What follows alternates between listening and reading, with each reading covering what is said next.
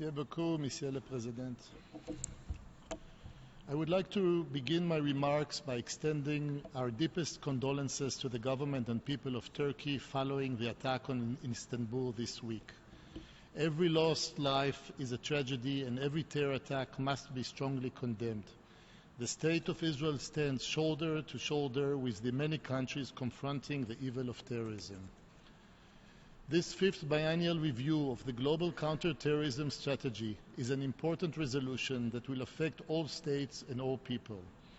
Today, we in the General Assembly have a historic opportunity to make an impact on the pressing issues of counter-terrorism. In the negotiation, most states came to the table with the understanding that this resolution was a way to draft a unified response to the challenges of global terrorism. However, it seems not all states had the same objective in mind for this resolution. There are some states that aim to inject a language that would only serve to create division in the international community rather than foster cooperation. In the most amazingly text, in one of the drafts of the counterterrorism resolution, we saw the OIC representative shamefully use this opportunity to excuse and legitimize terrorism. They proposed that killing in the name of, and I quote, self-determination and national liberation does not constitute terrorism, end of quote. Let me repeat again. Terrorism for the sake of, quote-unquote, self-determination and national liberation does not constitute terrorism according to this absurd logic. This is an absolute outrage. Just yesterday, as New York was waking up, the State of Israel was already confronted with 2 terror attacks perpetrated by terrorists. Hallel Yaffa Ariel, may her memory be blessed, a 13-year-old girl, was enjoying her summer holiday just like millions of other children around the world. She was calm, she was tranquil, in the one place a child should feel safest, her own bedroom, her own bed. She was asleep when a Palestinian terrorist entered her home and viciously and repeatedly stabbed her to death. Only 2 years ago, this young girl was performing at a dance recital, and yesterday she was buried by her father, her mother, and her 2 sisters. This morning, as we were sipping our morning coffee on our way to work, a family of 4 was shot in cold blood while in their car. The father was killed, the mother is severely injured, and the children, one of them only 1 year old, are both injured.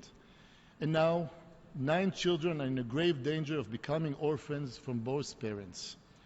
In this despicable reality, one day parents have to bury their child, and the next children have to bury their father.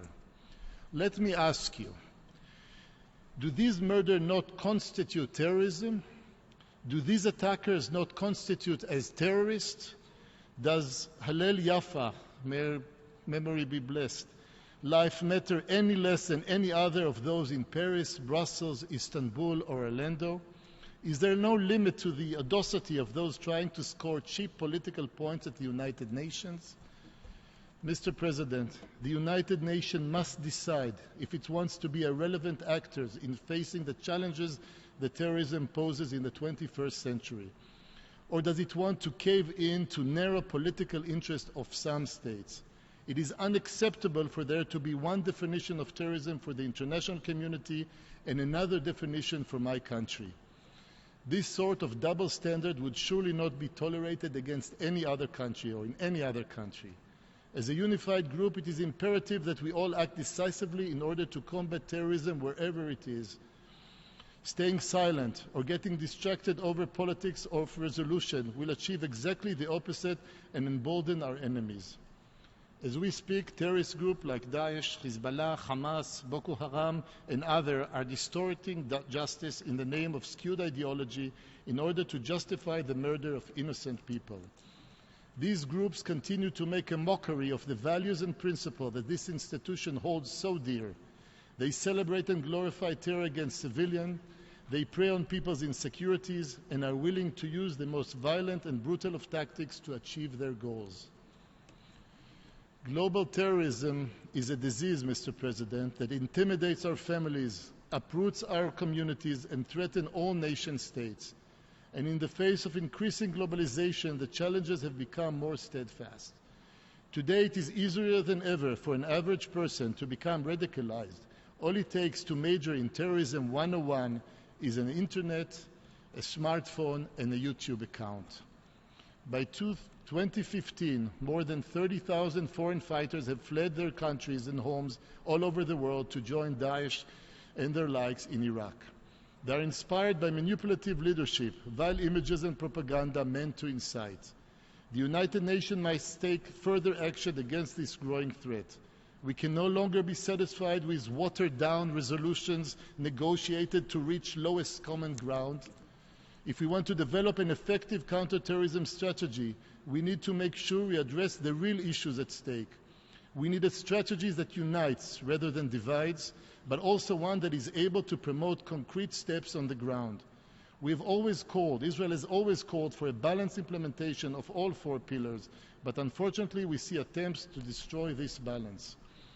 One of the issues we have to address is the challenge of the use of civilian infrastructure by non-state actors and the use of civilians as human shields. We have received horrific reports from Fallujah about hundreds of civilians who were used as human shield, the same barbaric tactic Israel is facing against Hamas and Hezbollah. Ladies and gentlemen, in the south, Hamas is preparing for the next rounds of conflict by building an ever-growing sophisticated weapon infrastructure, above ground and below. Hamas has previously shown its willingness to position its rocket alongside the civilian population of Gaza, under hospital and in the vicinity of school as well as UN facilities. Hamas is also reconstructing its offensive tunnel system, which sole purpose is to perpetrate more stabbing, more kidnapping and terror attacks on the people of Israel.